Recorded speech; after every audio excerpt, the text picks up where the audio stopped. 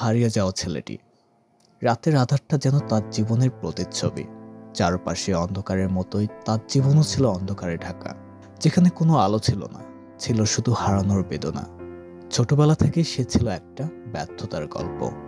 স্কুলে কখনো প্রথম হয়নি, খেলাধুলায় কখনো জিততে পারেনি, পরীক্ষার ভালো ফলাফল কখনো করতে পারেনি। বন্ধুরা তাকে নিয়ে হাসাহাসি করত, শিক্ষকরা বলতো তোমার থেকে কিছুই হবে না। তার নিজের পরিবারও তাকে বোঝা মনে করত।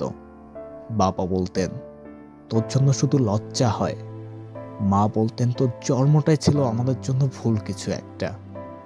ভাই বোনেরা তাকে নিয়ে ঠাট্টা করত, আত্মীয় স্বজনরা মুখ ফিরিয়ে নিত। সময় গড়িয়ে গেল, বয়স বাড়ল, কিন্তু ভাগ্য বদলালো না। প্রেমে ব্যর্থ হলো সে। যাকে মন দিয়েছিল সেই মেয়েটাও তাকে নিয়ে উপহাস করল।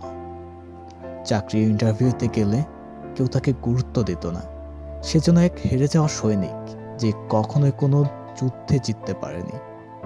একদিন ক্লান্ত হৃদয় নিয়ে সে শহরের নির্জন এক জায়গায় দাঁড়িয়ে আকাশের দিকে তাকিয়ে বলল, আমি কি সত্যিই এতটাই ব্যর্থ? কিন্তু উত্তর কেউ দেয়নি। সেই রাতে সে সিদ্ধান্ত নিয়ে ফেলল, আর নয়।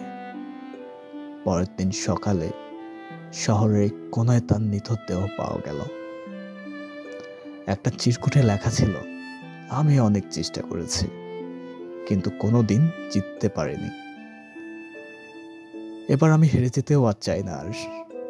তাই হারানো খেলাটা এখানেই শেষ করে দিলাম। কিন্তু তার মৃত্যুর পর সবাই বলছিল তার মতো সাহসী কেউ ছিল না, যে এত অপমান, এত ব্যথার পরও এতদিন বেঁচে ছিল। সে তো সত্যি আসলে বিজয়ী ছিল। কিন্তু এই কথাটা, এই সত্যটা বুঝতে সবার অনেক দেরি হয়ে গিয়েছিল। আমাদের সমাজে এরকম হাজারো ছেলে রয়েছে, হাজারো মেয়ে রয়েছে যারা ফ্যামিলি ডিপ্রেশনে ভুগতেছে। প্রতিনিয়ত আমাদের সমাজে এই ফ্যামিলি ডিপ্রেশনের কারণে হাজার হাজার ছেলে মেয়ে তাদের জীবন থেকে ছিটকে পড়ে যাচ্ছে, অকালে মৃত্যুবরণ করছে। আশা করি ফ্যামিলিরা তাদের সন্তানকে বুঝতে পারবে এবং ভালোবাসার মানুষরা তাদেরকে বুঝতে পারবে।